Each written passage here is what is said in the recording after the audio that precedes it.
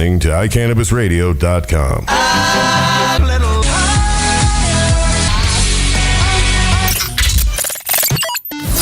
All right. Welcome, listeners. I don't really know how David usually opens up the show, but he happens to be away. All right. Is that how he does it? All right. No.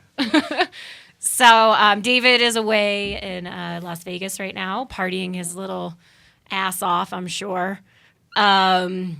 Taking a much-needed vacation, especially right before we gear up for the THC, the Hemp Connoisseur Championship that we're doing, our cup. I just wanted to give you guys some little information about that real quick. So this is our Cirque du Cannabis. It's our second anniversary. We're going to have an unlimited open bar. We'll have live performances by Select Indica Tea, Polyculture, Mano Verde, and Joseph Star Sound. This is Saturday, November 2nd, so keep your calendars open. It's going to be a lot of fun. If you have not received your samples, if you're a judge, everyone blow up David's cell phone while he's in Vegas, because that'll be fun. And this will, of course, be at Castleman's. This is a 21 and only over event. It's $30 in advance and $35 the day of. And we have many amazing sponsors who I'm going to take a moment and thank real quick. The Daily Doobie, MMD of Colorado, Cannabis Energy Drink, Cannabis Tube, Hemp Temps.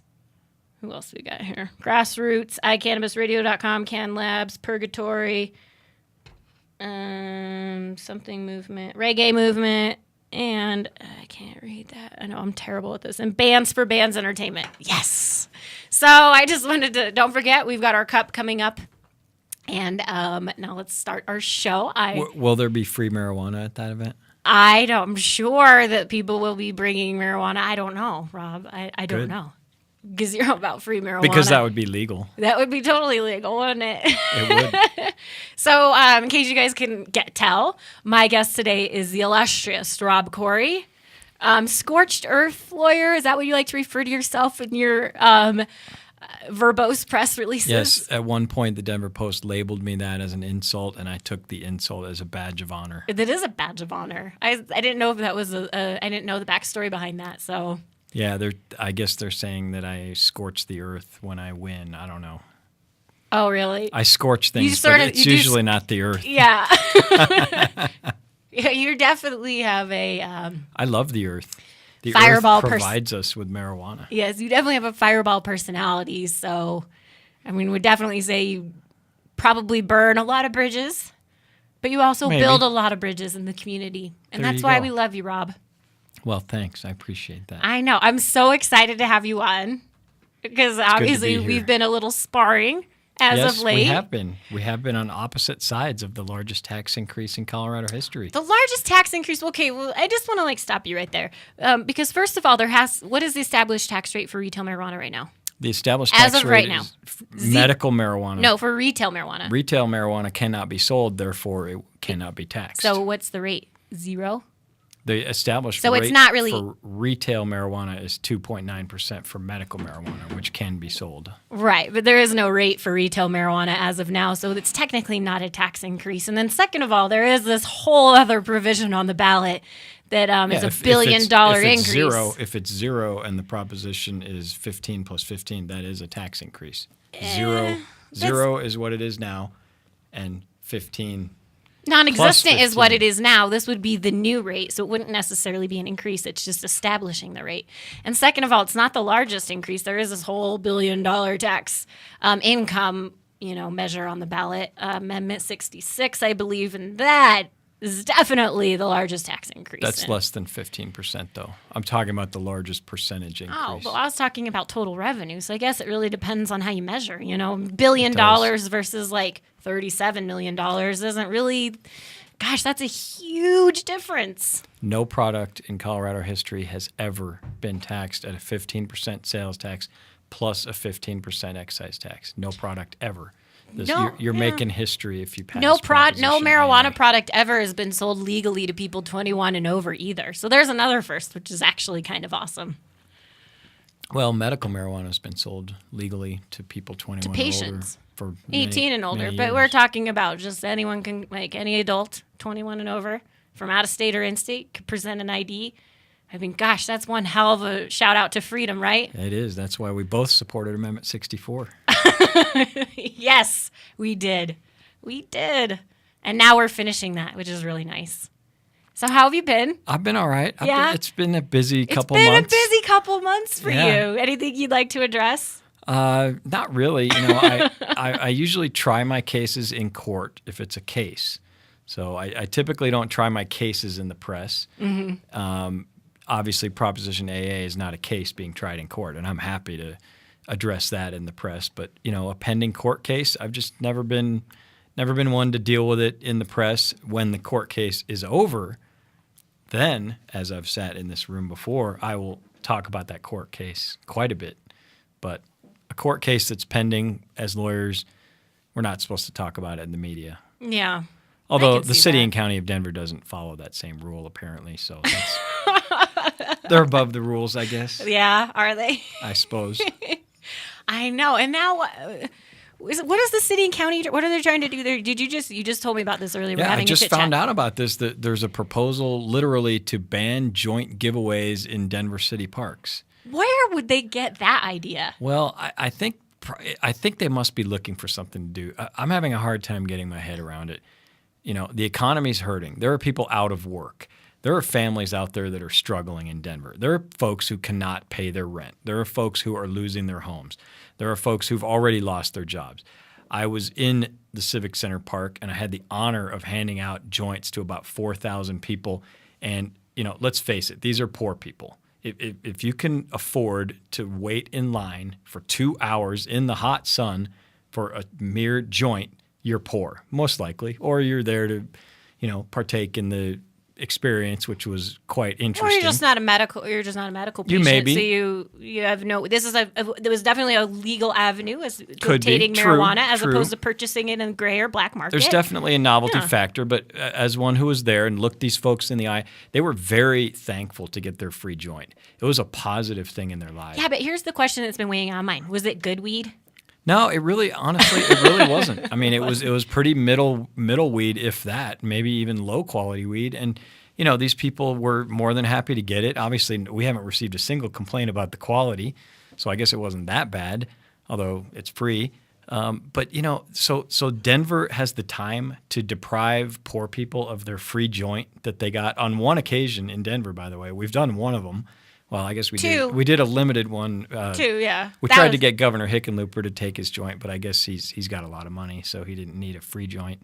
But it boggles the mind that the city council this is a major city. I mean, Denver's a major city, and that the city council would care about these little minor stunts that just bring joy to a few thousand people, and then they end. Well, do you think it's just the provocativeness of the act itself, because it was like, the giveaway happened right before a city council meeting where they were about to pass their own ordinance for marijuana, and whether you knew about that timing or not, I don't think you did. And so I feel like maybe they felt, definitely not excusing it. I'm just saying, I'm trying to figure out their motives as well. Like, do you think maybe it's just because they felt you were deliberately poking them in the eye when it happened to be just sort of. Well, I've dealt with. I try not to guess what's going through a politician's mind, because that mind is a strange place. But I think from talking truth to power and fighting in courts, hundreds of times in my career, I've come to the realization that people who are powerful and in positions of power hate marijuana. That's just all there is to it, and they hate the idea of it. They hate the concept of happy people getting marijuana and enjoying it. I mean, I really do think that it's hatred and bigotry, and the city council embodies that, and they just, for whatever reason, think marijuana is dirty and it's ugly, and they want to stamp it out. And the real irony of all this is the more they try to stamp it out, the more it rises back up, because Amendment 64 is a sledgehammer of a legal defense for all of this stuff that we are doing now, which is why we worked hard for it, which is why we both supported it. Absolutely. And Denver, maybe they can chip away at the edges, but the bottom line is marijuana is going to be everywhere, and the more they try to shut it down, the more it'll rise up. Do you think, though, that part of it isn't, maybe they don't just hate it. So you think part of it might just because they're just ignorant of the entire culture and like what it is? Because, this is actually one of the points I like to make a lot, which is, yes, Amendment 64 was definitely sold as and messaged as, let's treat marijuana the same way we treat alcohol, which it should just be a choice that people are allowed to exercise in, hopefully safely and responsibly, when it comes to their recreational activities and their adult activities. And one of the things, though, that I like to caution people before, especially yourself, before we start getting like, well, you're not treating it exactly like marijuana or alcohol. And, there's this whole century of prohibition now that we have to overcome because it hasn't really been in our social culture the way that alcohol has. When alcohol was under prohibition, it literally was a blink.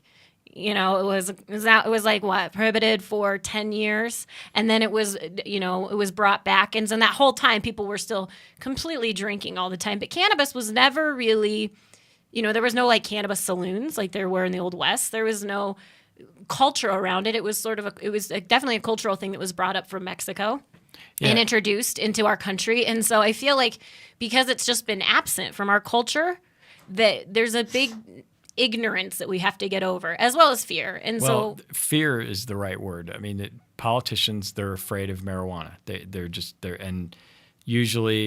And they're afraid of the unknown. Some of them, they don't understand marijuana, and so it's an unknown quantity to them.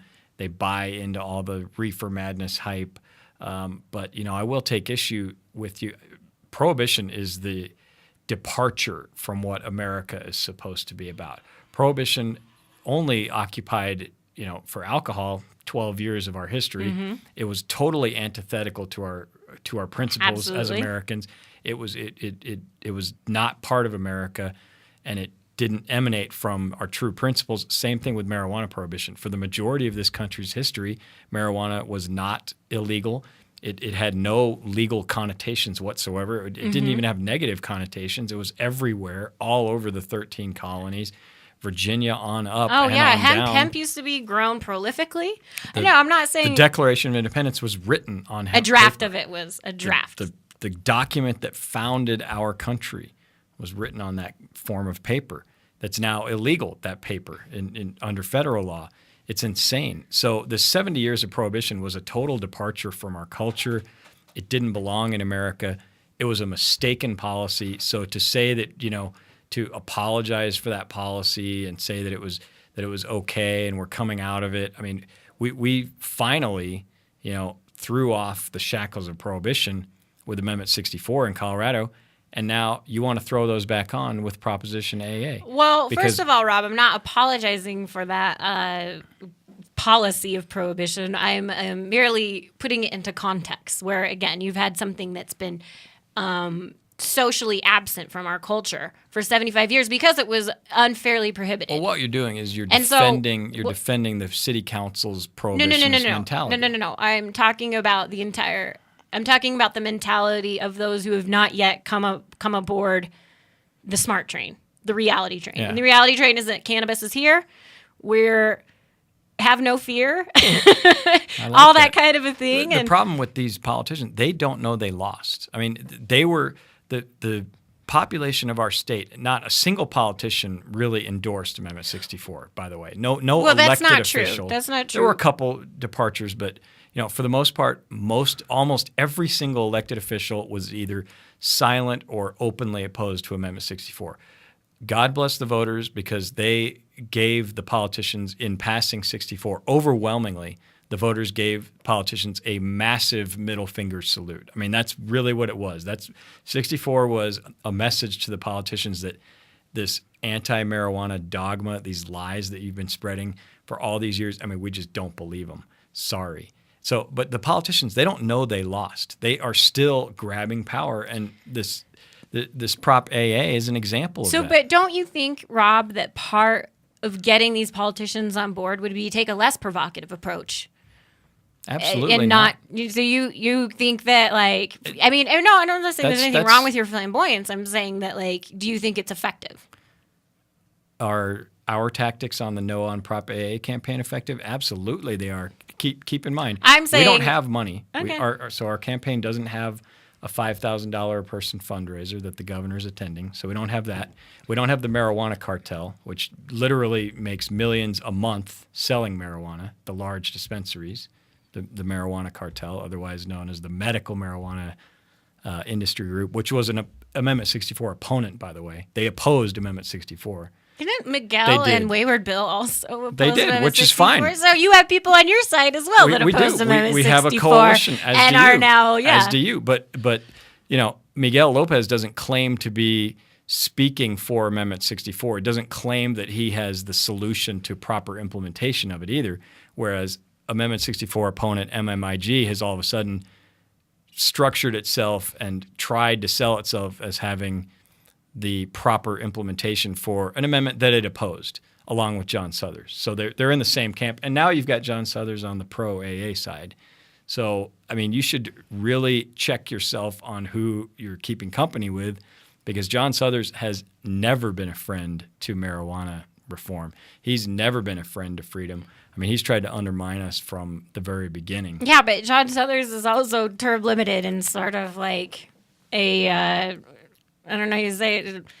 John Suthers is actually a smart man. He's a good lawyer. Oh, yeah, but I'm saying, and he's quite devious, and he's quite creative, and he's a chess player. He understands the long-term strategy. He knows that these excessive taxes, and he's a student of economics. He knows these excessive taxes are going to completely undermine what we accomplished with 64. Now, that is not true. First of all, these excessive taxes were included in Amendment 64. And by the way, and as a drafter, you should know that. I am a framer of so Amendment 64. as a co-contributor. I'm a framer of the Constitution. Just like Thomas Jefferson and James Madison. You are? Not are you? Quite. All of those men smoked hemp too. Yeah, they also owned slaves. They would be every human being is flawed. That is true. Every human, except maybe you. But I'm perfect. You didn't know this? I have flaws. And that's you do not have flaws. That's Are you kidding me? You have flaws. That's why we have a government. That's why we have how your hair kind of like flips to the side. Do you think that's a little bit of a flaw? That's why we have a constitution. So back to your question, because it's a good question. Are these provocative tactics? I'm just asking you if you feel do you really feel that it's successful? And I do, and here's why. But I'm saying to get the people that you say are against it normally, like you're talking about, you're saying these people hate marijuana. So you think that being provocative about marijuana use, do you think, being basically successful because stretching the letter of the law to its very limits. Hear me out here. All right. I just want you to ask. I need to actually yes or no question on this. Do a yes or no, because we got to go on a break. So yes or no, do you think they're effective? Yes, absolutely. Okay. Well, we're going to go on a break. If you guys have any questions, you can always call in. Christian, what's the number? He's just staring at me right now. You can always type them in. You can go to www.iCannabis. I can't see that far. I don't have glasses on. Oh, if you go to the video, www.icannabisradio.com, and you go THC Magazine's show. It's already on there as soon as they log on. Yeah, you'll see our video. We're on there as you log on, and there's a phone number at the top. If you have any questions, you can call in. This is Samantha Walsh, and I'm here with the illustrious Rob Corry. And you can also call my office if you need provocative legal assistance. Cannapunch is a delicious and effective medical marijuana beverage proudly made right here in Colorado. Each bottle is freshly infused with 100% pure flower extract from the highest grade marijuana plants available today. Using proprietary extraction methods, every bottle of Cannapunch is consistently and reliably infused with an exact milligram dosage that you can count on to relieve your symptoms each and every time. Cannapunch is delicious. There's never any medicine-y taste. We use only 100% cannabis flowers. No trim or byproducts are ever used in Cannapunch. It does not require refrigeration and comes in convenient, resealable multi-dose bottles from 60 milligrams to 200 milligrams. We have drinks with dosage that works best for you. Cannapunch is available in a variety of delicious flavors like black cherry, watermelon, pineapple mango, and blue raspberry. And we now have strain-specific beverages available just for you. Cannapunch is delicious, convenient, consistent, and effective. Give it a try and experience the Cannapunch difference. Call Cannoisseur at 1-800-420-5757 for all your insurance needs. Cannoisseur understands the risks you face each day, and we are there to protect your business and your investment. Since 2010, Cannoisseur has been serving the cannabis industry nationwide. Call Cannoisseur at 1-800-420-5757 or visit us on the web at cannoisseur.com to learn more about our insurance and risk management services. Proud member of the NCIA. Green Faith Ministry is for spiritual guidance, MMJ information, and networking combined with compassionate care on the way to enlightenment with all Green Faith sacraments. Green Faith provides charity assistance, including medical and food throughout the year. Contact them at greenfaithministry.com. And we're back. Thanks, Christian, for that. All right. Don't waste all your fire on the conversations during the break. Oh, well, that's just friendly fire. Mm-hmm. No. All right, let me finish my answer to your question, because it is a legitimate question. Are the joint giveaways successful? Is being provocative a good thing? And let's put it in not just in context of like Colorado. Like, let's talk about nationwide. Do you think? And I know Mason Tavert even is not on your side and does not support what you're doing because he feels it's flying in the face of what we're trying to do nationally. The guy who dressed up in a chicken suit and called Governor Hickenlooper Chicken Looper, and went on local news and called then Mayor Hickenlooper a drug dealer, and put up a billboard about John McCain's wife being a drug dealer. So he's lecturing me on being provocative. The universe is folding upon itself. I love it. Anyway.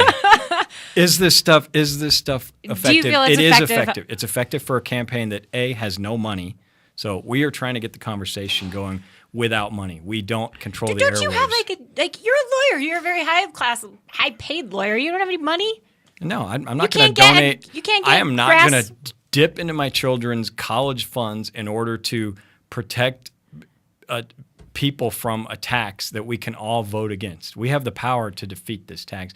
All our campaign is trying to do is get the conversation going. We accomplished that. We accomplished that orders of magnitude beyond our wildest dreams in giving away free joints on 2 occasions. But do you think it's effective? Like I said, do you think these provocative techniques are Everybody's effective for talking about it. what is going to be when other states look at this and they want to go, they want to dip into the recreational market, the adult use market? You know, you've got Alaska, Maine, Vermont, Illinois, Minnesota, Florida, these kinds of states, Texas, that are kind of looking at it, Like, do you think that those lawmakers, though, are going to look at that and go, oh, this kind of ass fuckery going on over in Colorado? We don't want any of that. There's no evidence of that whatsoever.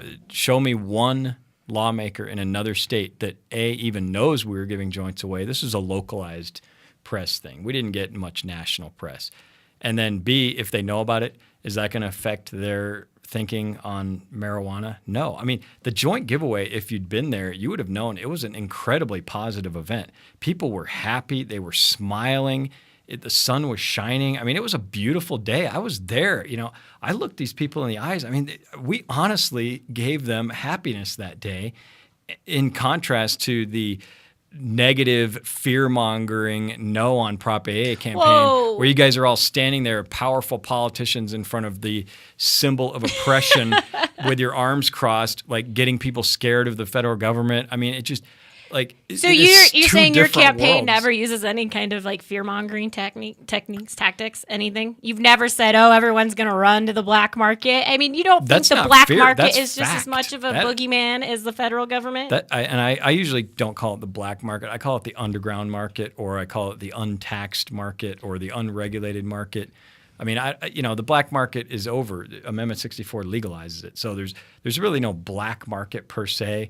Maybe I've delved into that terminology because my mind is still back in 2009 before Amendment 64. But there's no black market anymore. There is an unregulated market, though. There is a market, and that market will always exist under 64 because that's how we designed it. That any adult can grow marijuana. Any adult can grow it. Any adult can distribute it. Any adult can possess it. You don't need any special permission to do any of that.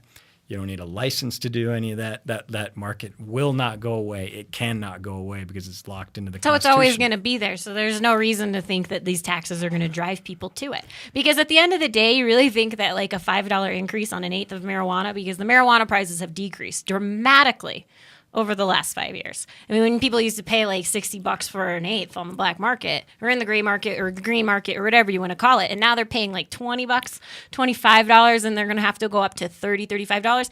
And not only that, for an eighth, which is still less than 50% than what they used to pay, 5 years ago. And they're going to have the choice of over 40 strains. They're going to have nice CBD rich. They're going to have nice. They're going to have nice THC rich. No, they're not because they have that now. How many? Do we have special? So you have a friend you can call up who's going to be able to present 40 different kinds of strains. They're called dispensaries. With edibles. They're called dispensaries, and currently there's no special marijuana tax on dispensaries. Dispensaries pay their taxes. We're not asking for tax exemption. We're asking to be treated exactly like every other industry, which is in fact higher than alcohol taxes. All we're asking is treat and those people marijuana can like stay everyone medical. else. They'll stay medical, and I think there's a lot of people though who are going to want to go retail. So your position is people should get their medical card to avoid paying the taxes. That's I'm saying the official that position of the yes No, on first AA. of all, we're having a friendly discussion, and second of all, I'm saying that if somebody's, I guess, buying that much marijuana, they probably already are a patient because if you're if you're using that not much. everybody can qualify to be a patient. There you go. And don't you think that those people are going to want the freedom to go into a store that's got, like I said, a plethora of strains, edibles to pick from, tinctures, all this kind of variety that you're not going to be able to find in the gray market. You'll be able to find it in the underground market. And really for just because for a price difference that's less than what they used to pay 5 years ago. These regulations also prohibit felons from getting into this. So you've got some of the best growers in Colorado unable to enter into this market. They prohibit anyone who doesn't have 2 years Colorado residency, which is insane. That's ridiculous. You know what, Rob? I'm actually really glad you brought up the felon thing because that's one of the things I think that's you as an activist has kind of made me the most frustrated because you are such a vocal activist. So why aren't you guys out there getting people out of jail for this and getting their records expunged? I mean, to me, a fight over the taxes is just kind of like, I don't know, tilting at windmills and just sort of like a really petty issue. When there's something like when you talk about social justice and you talk about freedom and that's like your platform that you stand on, why aren't you out there? I am out there. I'm in courts every single day. So why aren't you out there That's protesting? Why aren't you out there protesting in jails saying get people out of here for drug offenses? I show up in courts and I get But where are people your acquitted. rallies? Where are your rallies? Where are your rallies outside the jails getting people out of jail? Where are your rallies outside the courthouse saying expunge these people's records? Where are those? I'm just really curious. Like, why isn't that a more important fight than these taxes? That is an important fight. But why isn't it a more important fight? That fight is always more important, but these taxes are on the ballot in November of 2013. And if we don't vote no on them now, we will never get rid of these taxes. Marijuana will be taxed at a higher rate than everything else. Yeah, but it'll be demonized forever. But and it'll be marginalized. I mean, the basic thrust of these taxes is marijuana is a bad thing. It has to be regulated by the government, and those who do it, and even your own campaign is using this despicable rhetoric of marijuana consumers have to pay their own way. I mean, we pay our own way. We pay higher registration fees than any other shop. Even a casino pays less. And you don't than we think do those for registration licensing. fees are going to increase I mean, if these taxes don't pass? That rhetoric that there's something wrong with marijuana smokers, I mean, I'd expect that from, Governor Hickenlooper, the Amendment 64 opponent, or John Suthers, your other ally, the Amendment 64 opponent. Let's not forget about, that we have to pay our own way. The drafters of Amendment 64, Vicente Cederberg. We have a lot of allies on this too, activists, Chloe Villano, we have a lot of people who support this, myself, Joe Megas. I mean, it's broad coalition. It's not just like people you like to ascribe adorable little pet names to. But I'm serious, Rob. Like, so the taxes, they're right. They're coming up on November. So where were you guys in April, in May, in March, when 1318 was being debated? Where were you? I was there. Rallying to get people out of jail? No, I was there. Was that? I was there negotiating the tax rate down on the bill. Nobody has tried more marijuana cases in Colorado than me. So I'm not going to hear this, I don't do anything to keep people out of jail, because that's actually the opposite. I do that every day. That's my job. I know, Rob, but I'm saying, where are the rallies? Like, why isn't that just a more important message? That's all I'm saying. If it's about rallies, freedom. Amendment 64. To me, that's a bigger threat to freedom than it is. a $5 difference on an eighth, It really should be about getting these felons, people who've had like a drug conviction for the last 10 years on their record, and they can't enter into an honest business now that we've deemed in Colorado is constitutionally protected. Well, actually, you made a good point. I sent a list of all of my ideas to the legislature on legislation that was required to be passed under 64. One of those ideas was to repeal criminal penalties for marijuana. The legislature didn't even touch that. I mean, they went right into overregulation and overtaxation. So I've approached the legislature on automatic sealing of records. Well, you just sent a letter, or did you go in person and talk? I went over there dozens of times, but that's not the point. Here is, what should voters do in November on Proposition AA, not should we do a rally on getting people out of jail. Of and course we'll we be right back to touch on more of that. And this is Samantha with the illustrious, wonderful, scorched earth lawyer, Rob Corry. Are you a runner? Are you a runner who supports marijuana legalization? Run on Grass is a group of athletes actively seeking to change our marijuana laws. We speak the truth about cannabis, bringing the message through our feet to new ears. Check out runongrass.com to find out more about us, our events, and how to join up or how to sponsor a runner. If you're in the Denver area, please join us for runs or start a group in your area. Running not your thing? Any sport can do it. On Grass. Runongrass.com.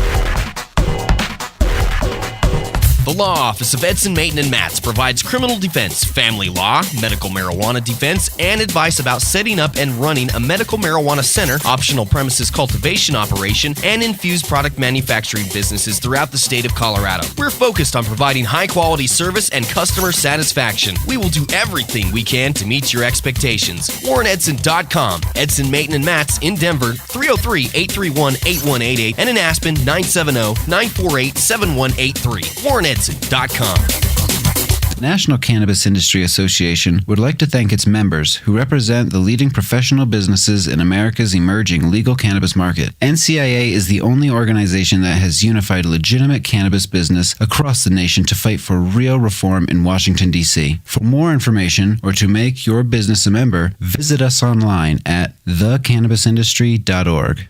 And we're back. Thanks for tuning in. I'm here with Rob Corry, and we're talking marijuana and politics in Colorado. Amendment 64, it's amazing, and a little bit on this like tiny insignificant tax issue that Rob seems to have gotten his dander up about for some reason. I don't know why. Well, the reason is that it's going to subvert the purpose of Amendment 64. I mean, Amendment 64 was sold to the voters very effectively, by the way, as the alcohol marijuana equalization initiative. That was the point of it, to treat marijuana like alcohol. But this tax doesn't do that. But can you really do that? Then you should have voted no. But Rob, I mean, no. Let's just talk reality here. I mean, how many states have legalized adult use cannabis? Well, there's probably about 20 that No, are no, just adult use, not medical. Adult use only, 21 and up. How many? Washington and Colorado have, There's two out of legalized 50. So it's like, I'm not a math person. That's like 4%. I'm assuming. Right, and reality. I mean, we need to talk economics. So let's talk economics. So if I'm a business and I feel like taxes are too high, I can just pick up and move, right? The taxes That's that free market. They're going to be worse in Washington State. Right, but where else am I going to move? And there's no portability. So you're can't talking move about to another state. Right. So that's what I'm saying is that like right now we're in such a nascent position that you can't exactly argue economics, and you can't exactly argue, this is just like alcohol, because it's not. Because I can go to Utah and buy a beer, and I can go to Missouri and buy a beer, and I can go to Alaska and buy a beer, and I can go to Alabama and buy a beer, but I can only go to 2 states and buy marijuana. So you're saying that economics shouldn't be a consideration? No, I'm saying you can't argue economics. I'm saying that right now. And I'm saying economics are like the law of gravity. You can't repeal them. I mean, the laws of economics, the laws of supply and demand are immutable. And all the wishful thinking, which the Yes on Prop AA campaign is based entirely on wishful thinking. I mean, it's completely naive to think that economics don't apply. And and that's really the But point. don't you think it's also wishful thinking to assume that there's not going to be any kind of like taxes on this, especially when there was a 15% excise tax for the first $40 million going to fund these schools? There should be taxes on this, and it ought to be 2.9% at the state level, which is what it is now for medical marijuana. And it ought to be 7.6% at the Denver level, which is what it is now for medical marijuana and for every other product out there. In fact, that's higher than the alcohol taxes. Alcohol excise taxes are only 1%. I mean, if you're really going to treat it like alcohol, tie it to the alcohol excise tax, which is less than 1% in our state. And wow, alcohol is regulated in Colorado. It's quite well regulated. And it's also regulated and legal on a federal level, and it's regulated throughout the entire United States. I mean, you can't really say that about marijuana. We've only got just Colorado and Washington. And Washington's at 75% tax. And let's address that, because it's not our problem. But Rob, don't you think, though, that we really need, because this was part of it, was that these taxes are there because there's really a lot of, again, you're talking about 75 years of prohibition to overcome. There's a lot of education that still needs to be done on this, just to not only educate children on, what are safe choices, but to educate just the public. The taxes don't go to that. Yes, by they the do. Way. Yes, they they don't go do. to education Yes, of they children do. about safe choices. Yes, they do. They go to regulation of marijuana shops on the sales tax side. And on the excise tax side, they go to school construction. Rob, if you read, there is definitely public education and public enforcement and public safety for the taxes. Yes, for the sales tax. And so, if you're wanting the highest tax increase in Colorado history, not the highest tax. Remember, we already talked about that. This isn't the highest tax increase in Colorado history. It'll be the most taxed product in Colorado history. Is it though? Because isn't cigars and cigarettes actually taxed more? I think the Coloradoan actually called you out on that as being a little bit fuzzy with your math. No, they didn't call me out on that. I think they did. No, I think they did. The cigarette, the alcohol, the tobacco taxes are less than what Prop AA proposes. No, I think if you include the federal and the state and the local, cigarettes are actually taxed higher. If you include the federal taxes on marijuana, which are higher than any other industry because we can't take all the deductions, then our taxes are that's a higher business than tax. everything That's else. we're not talking about a consumer tax. That's a business tax. It's like you're conflating two different kinds of taxes here. It's not the same thing, So it's really not. Again, let's go back. Actually, cigarettes, when you're talking about the sales and the excise tax, are taxed higher than marijuana. No, they're not. Proposition AA proposes the highest tax on any product ever in history. But what are the tobacco taxes then? If you're so sure of them, what are they? Oh, I don't know. Are we really going to make me do math right now? I'm not. I think it's something at like. We're talking about marijuana taxes. I think it's anyway. something at like 60-something%. I'd have to look at that. I'm pretty sure it's not 60%. So the federal is. But let's talk about the federal government here. I mean, because that's the main bludgeon that the Prop AA people are using. They're saying the federal government won't allow our industry to exist unless we pass Proposition AA. But then I asked the federal government, actually today the federal government did respond to me. This is kind of a news flash for your show.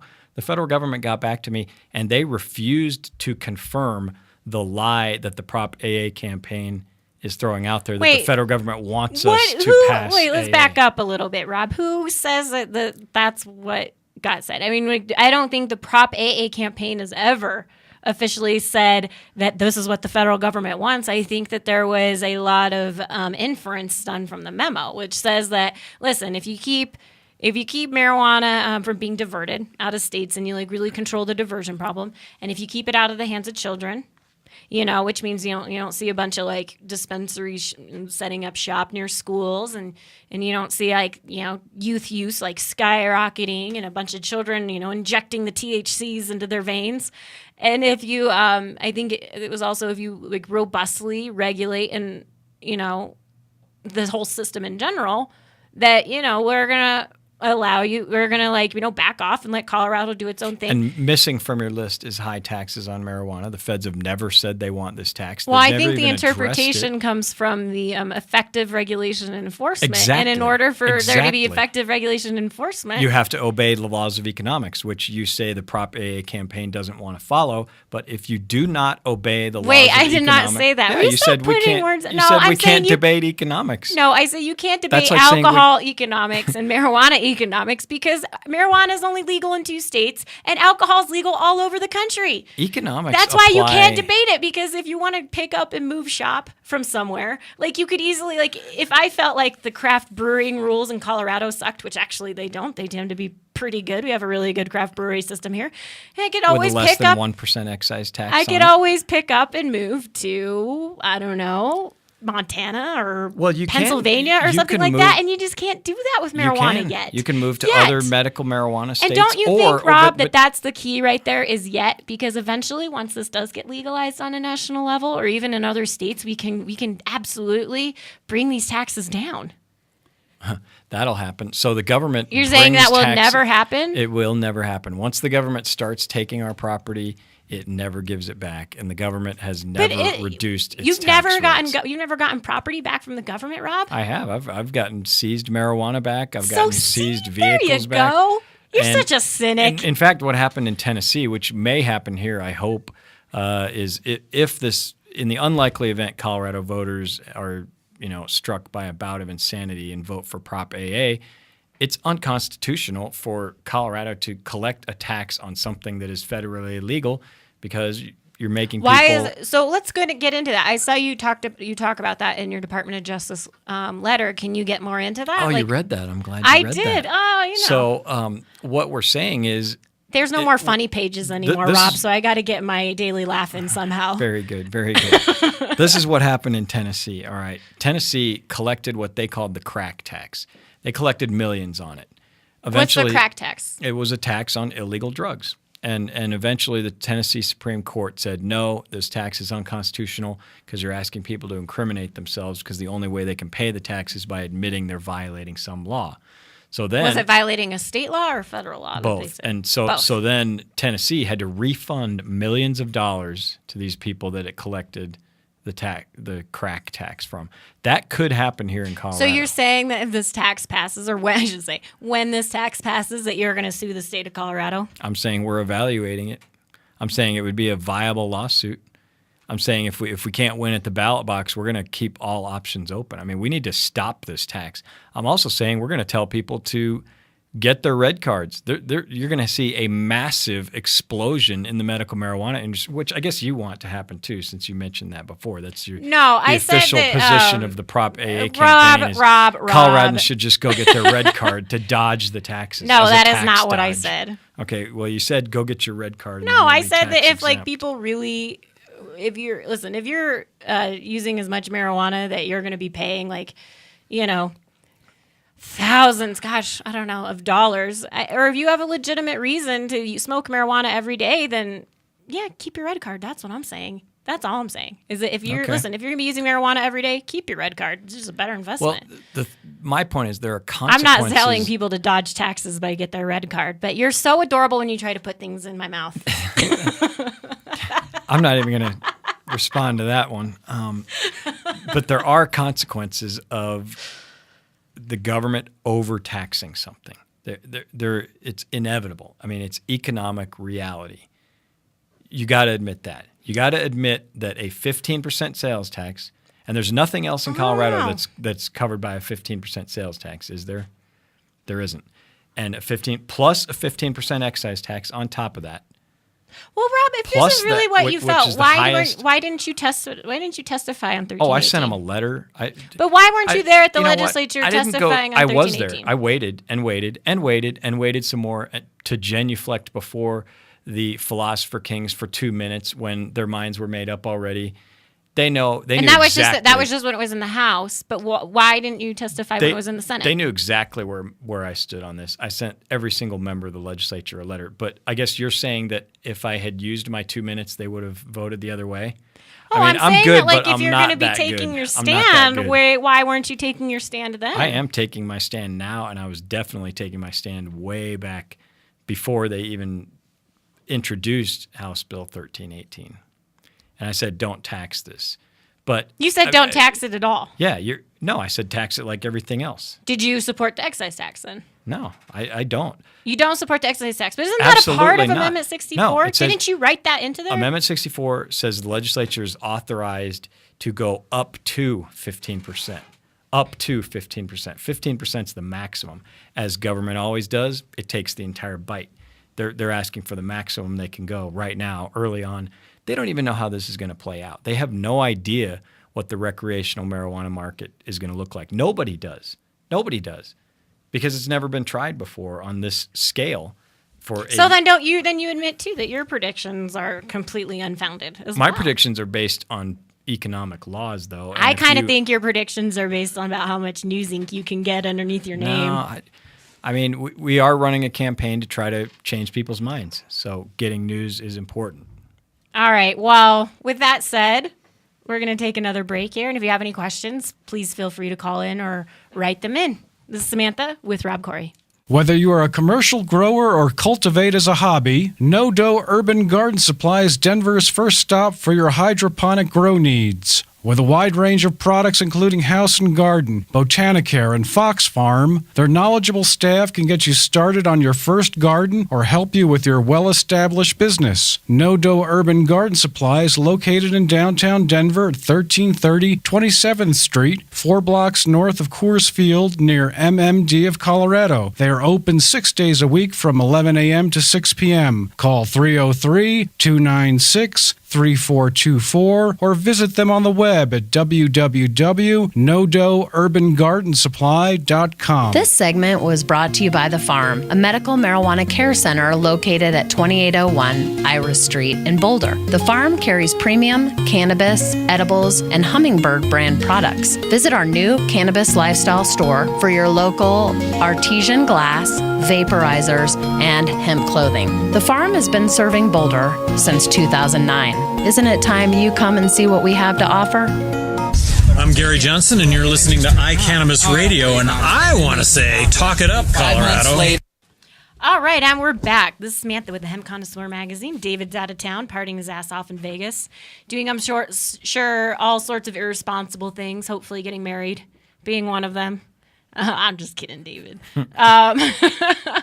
And I'm here with the Scorched Earth lawyer, Rob Corry, who's our guest today. Great to be here. We've been talking a little bit of back and forth on taxes and all sorts of inappropriate subtext, I'm sure. So let me ask you a question, Rob. How long do you see it to take for the rest of the country to come on board with Colorado? Like how many years do you think until all these other states start coming on board, or until the federal government finally changes its mind? Well, that's a great question. I think the rest of the states are going to fall into line a lot quicker if we vote down Proposition A. Rob, will you stop pivoting and just answer the question? Jesus Christ, I'm about ready to slap you in front of all these people on YouTube. I'll put a block up. Kung Fu block? Yeah. I think it's going to be decades before every single state falls into line. I mean, I travel all over the country. There are these places like Alabama, Mississippi, Utah. I mean, there are enclaves where people are just stuck in antiquated thinking. And so it'll be decades for those places. And honestly, Congress is the least responsive, worst body in the world as far as, doing things. Their approval rating right now is lower than dog crap? Wow. Yeah. I just want to know who commissioned that poll. Because politicians, that's awesome. Politicians, they lie to you, and politicians. Prop AA is a good example. Will you stop it, and will you just answer the question, Rob? I'm going to slap you. I swear to God. These politicians are trying to undermine Amendment 64 with Prop AA. That can't you see that is their No, Rob, because I see a goal. really broad coalition here, and I see a lot of people who want this to succeed, and they know the best way for this to succeed is for this tax to pass, because this tax was promised in Amendment 64 with the excise tax, and this is a great way to really create a robust infrastructure that's going to be adopted by states all across this country. Can you name me one elected politician who supported Amendment 64 who also supports Proposition AA? Jonathan Singer. Jonathan Singer endorsed Amendment 64. Yes. Okay, can you name two? Pat Stedman. I don't know if Pat Stedman officially endorsed Amendment 64. But Yeah, I'm pretty sure he did. I don't know because... And you're in the know. You're in the legislature every day, so you would know.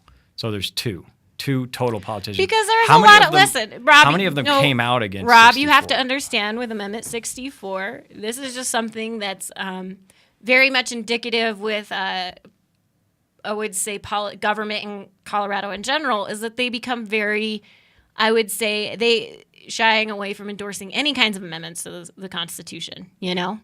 And that's just normal. And it's kind of, you're right. It was definitely, I think it's a bold step to come out in favor of putting marijuana legalization in the Constitution, but we're glad we did it, especially when certain politicians tried to attach a repeal measure to the tax, saying that, like, if you don't vote for this, then should the Amendment 64 be repealed? And you know who was there fighting against that? All these people that you're talking crap about right now. We were the ones who fought against that repeal and killed it. We didn't even need to fight against it because it was blatantly unconstitutional. The legislature cannot repeal a constitutional provision. No, but they would have gotten a vote on it. And that's if they had 2/3 of the vote, and they had 2/3 of the vote to make it a constitutionally referred measure.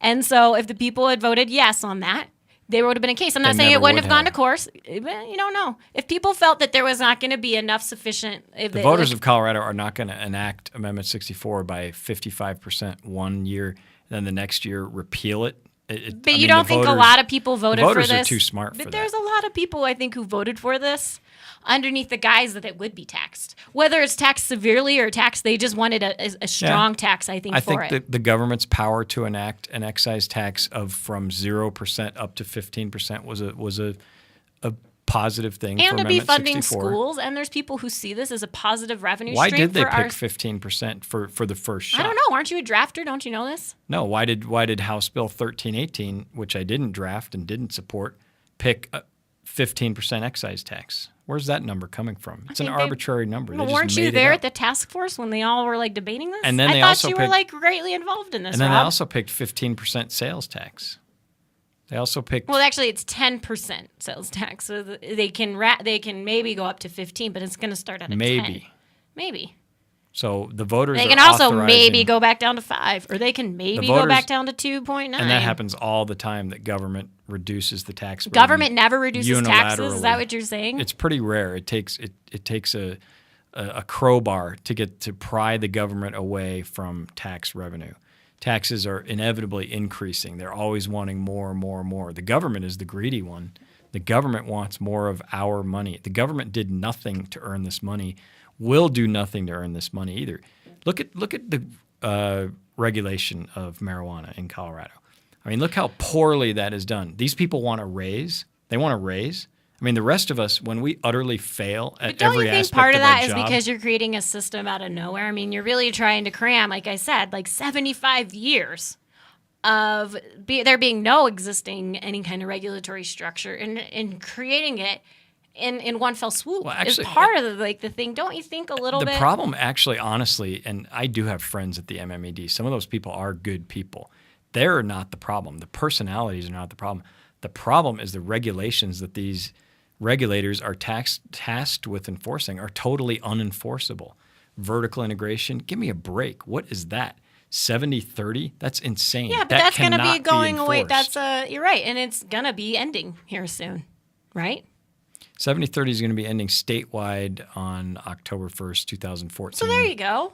It continues in Denver till 2016.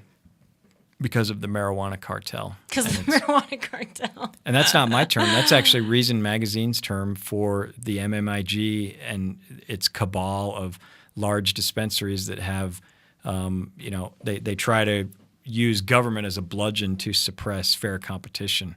And those are your allies in Prop AA. I mean, those are the ones who want the tax because they're better at cheating at it because they're a lot larger. They can hide their operations much more effectively. They know that. B, they're better at competing with it because they're huge and they can. But don't you think, Rob, that like if this tax doesn't pass and then you're gonna have all this unfunded regulation that's gonna need to be enforced, they're gonna jack up the licensing fees? Wouldn't that just more embolden this mythical cartel that you like to speak of? I mean, because if they're saying what you think is. If what you're saying is true, these are the only people who are going to be able to afford those $100,000 licensing fees that could be on the horizon because they're going to need to fund it, Rob. Well, the licensing fees are already higher than any other industry, and honestly, but they're not higher than every other state. if it they're were not an higher either than or, every other state. What is it in Massachusetts and Connecticut? Isn't it like something like 25 or like 50,000? They also have they have a cap on the quantity of dispensaries too, which is a horrible idea. Most of these states are going in that direction. Most of them are not. But don't you think that's following. also just more indicative that this is actually a slow crawl and that you can't just like race to the finish line and have everything you want to have happen? That it's going to be like a little bit of a fight every single time? Well, that's the fundamental difference between different styles of political fighting. I mean, my view is go for what you think is just and what you think is right. Compromise later. A lot of the people on the Prop AA side, I mean, they're happy to take baby steps when they're compromising more than they need to. We can't forget, I mean, we had a huge victory with Amendment 64, and winning it in that way, 55%, I mean, that's a decisive victory, and the politicians ought to be in full retreat. But don't you think that a lot of, like, isn't the estimated number of, like, marijuana consumers in Colorado somewhere around, like, 10%? Well, the estimation from the auditor's office is that the market for marijuana is going to be about 600,000 people. So that's approximately 12% in a state of 5 million. So, but that doesn't account for tourists. I mean, tourists are going to be a big part of the consumer base here, as it should be. We want and I'm that. sure a lot of those people who voted are going to have no problem having those tourists pay that tax because that's going to bring money into our state, and that's going to be amazing. Great. That's great. And if we I'm could sure just that a lot of tax these the people tourists. who pass amendment, I know you like to think that Amendment 64 was passed purely on cannabis activist idealists. Oh, no, it was a lot of people who felt that listen, we want this revenue to fund our schools. That's why that was 15% excise tax. And it was wasn't in there, just right? the positive revenue. No, it wasn't just the positive revenue that you get from taxing marijuana. It was also the revenue that you save from not enforcing. They claimed, the state claimed this would save $12 million in enforcement. Save $12 million in enforcement. And now it's been completely turned on its head.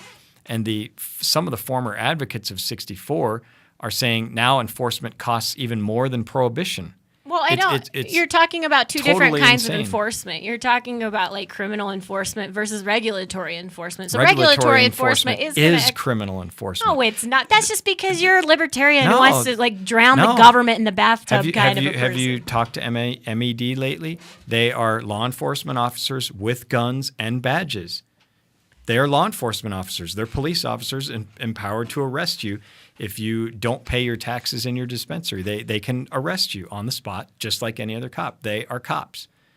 And they'll say that. Right, but the kind of enforcement when they're talking about what you're going to save is the drug dealers on the side of the corner giving out marijuana in parks and selling it and stuff, that's the kind of enforcement they're talking about. They're not talking about the regulatory enforcement, and we're which not is going of to course, save that. It's a brand new system and it's going to take a little bit more money and funding and because it's new. And we're all still trying to figure this out. And the drug dealer in the park is going to be revitalized because he's going to have a really crappy selection. And I don't think anybody's going to want to go to him. He's going to have dust. He's going to have little spider mites in his weed. He's going to have all sorts of mold problems. For some and people, he's just not going to be carrying that strain like we all really like Tange and OG Sour Kush and stuff like that. He's just going to have here's my 2 or 3 selections and it's going to be all weird. And I don't know. Some of us are just going to really enjoy the freedom of being able to walk into a store that's been properly regulated and is secure, and that the products that you're getting are of high quality, that they're free from contaminants, that the person hasn't used any pesticides or fertilizers while they're growing their product, that they haven't, that they're labeled correctly, that you understand that the THC content and that the brand you're getting is what you're getting. There's a little bit of a quality assurance there, which I think is great, but that's going to cost a little bit of money because it's a brand new system we're implementing. It doesn't cost over 50% of the purchase But once we price. implement, it's not over 50% of the It purchase is. price. 15%. No, that's when you're using your weird plus- fuzzy math when you're No. including Denver prices. Can I and talk your here? max. Do I get to talk? 15% plus 15%. You can talk plus, sometimes. Plus another 15% in Denver. Well, it's 15 and 10, first of all. Let's it's do 15. The voters are authorizing 15%. Up to 15. That's what it's going to be. It's going to start at 10. No, see, and that's part of the misleading campaign that the yes side is running. It says 15. But Voters are 15% voting tax on 15. isn't exactly added on at the So let register. me That's finish. sold within Let me finish. 15% plus 15% plus another 15% at Denver. That's what Denver voters, plus the 7.62% in Denver. That's still in place. That's still in addition to these other taxes. 15 plus 15 plus 15 plus 7, that's 52. And that doesn't even include federal taxes that are higher than any other industry. Yeah, but let's see. We're What did being we talk taxed about? to death here. What did we talk about at the beginning? That an eighth used to cost like $60, and now it costs $20. I mean, come on. And so then you're telling me that like even if I have to pay like $10 more on that, so that's $30. That's still less than 50% of what it costs on the black market. It's still not going to work. Basic economics. That's not basic. That is economics. That's still going to cost less than 50% of what it does on the black market. Even with it. So see here, yeah, you're coming around. You got it. I just think you gotta also think about what message this sends. I mean, it sends the message that we're treating this industry seriously and that we want to be taken seriously and that we're completing the promise that was done in Amendment 64. No. I think that's the message it sends. It sends the message that marijuana is dirty and ugly and needs to be regulated. We, as much as I appreciate this spirited conversation that I've had as you as my guest and me as the interviewer. Good to be here. Definitely not a debate. Okay. I'm really glad. Prop A is not a tax. It's. Oh, what a luxury we have in Colorado that we get to be able to have this discussion. You're a master debater. Shut up, Rob. I'm going to slap you. I am. You know what? I'm going to raise money for the Yes on Prop AA campaign by slapping you. I'm like, whoever wants to pay me like $1,000 to slap Rob, I'm going to freaking do it. Just don't slap me openly and publicly. I know. Can you believe they try to arrest people for that? No, I can't. I thought this was 2013. Oh, well, I would like to thank you for coming in. My pleasure. And one more shout out for the Hemp Connoisseur magazine cup that they're going to be doing and the party that they're going to be having on November 2nd at Castleman's, 21 and over, open bar. This is Samantha. And, thank you, Rob Corry, for coming on. And peace, love, and hempiness.